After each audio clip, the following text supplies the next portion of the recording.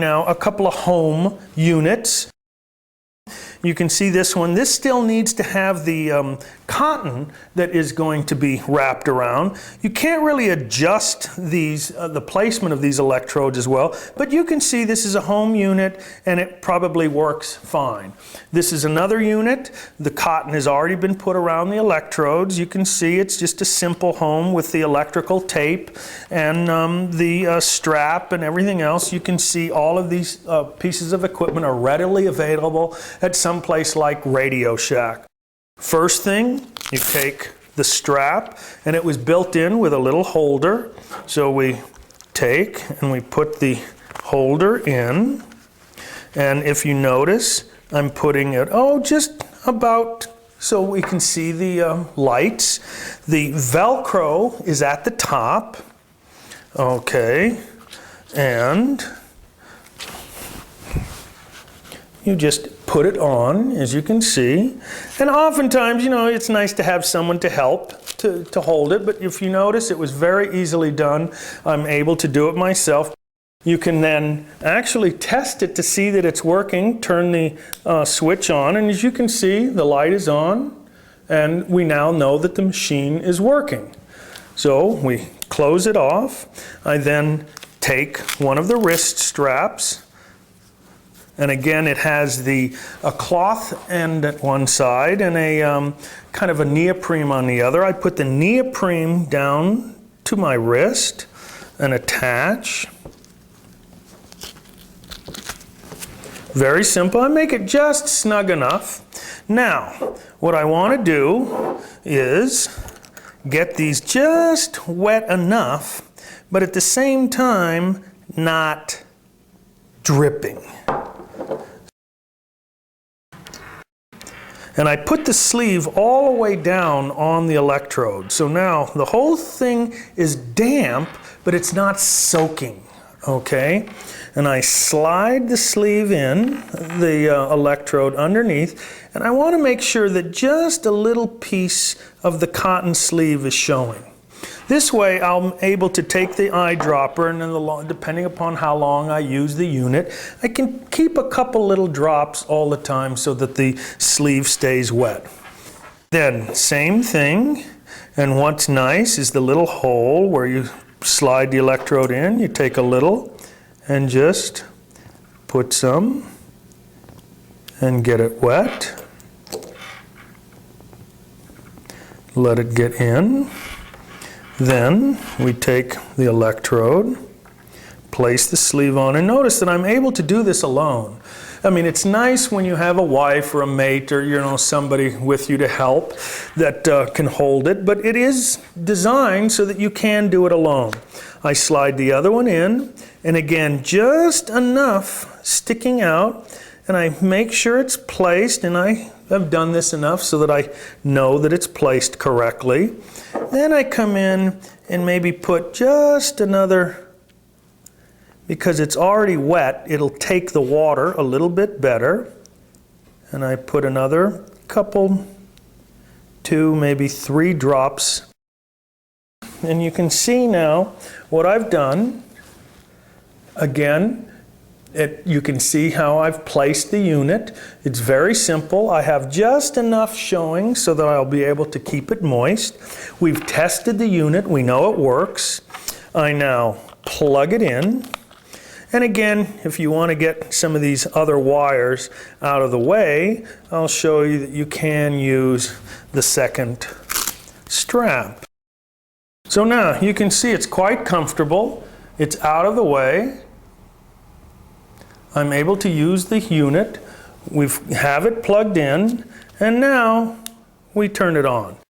And again, notice that there's no light when I turn the unit on. And the reason is, and this is again an innovation from the company, it's so that they don't run the battery down. We don't need to see the lights to know that it's working. We can feel it now. You turn it up, you can see my hand, and you can get a nice current. I'm turning it up strong enough so that you can really feel it. But if you see, my hand is just automatic.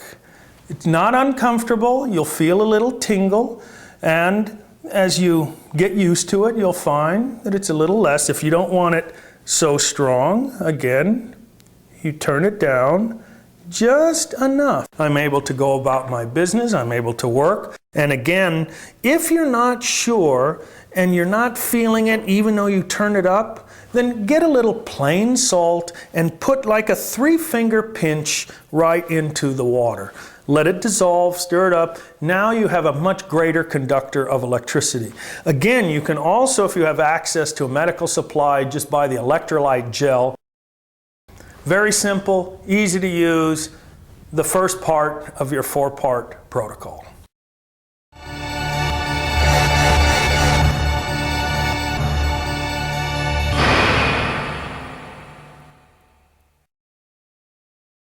Well, let's move on to the magnetic pulsar, another tool by Dr. Bob Beck to help promote our own health. And a magnetic pulsar is something unique. It's a direct current, time variant pulsed magnetic field. It's been used for many, many years. And what the magnetic field does is it goes after the lymph system or lymph nodes or other tissues of the body where other pathogens, molds, funguses, yeasts, viruses may be hiding out. Now, we use the electrification of the blood to get the pathogens that were in the blood.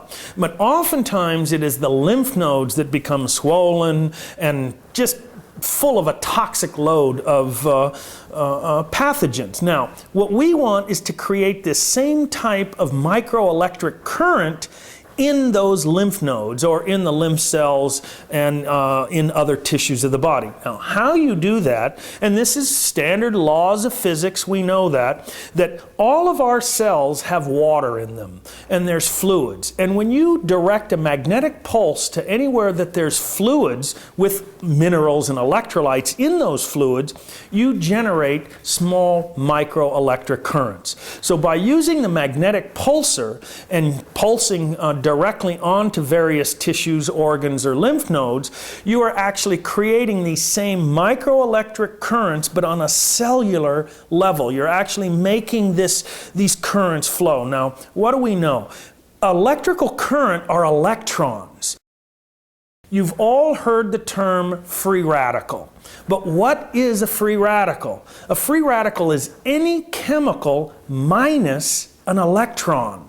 So by developing these microelectric currents on a cellular level to get a free flow of electrons, you're actually negating free radical damage. You're actually helping to stop the free radical damage by giving electrons and making those electrons really flow on a cellular level. So again, what we are able to do is deactivate those microbes and viruses and funguses. We don't kill them, it deactivates or neutralizes the receptor site. So now what happens, they're expelled into the bloodstream and the body is able to get rid of it.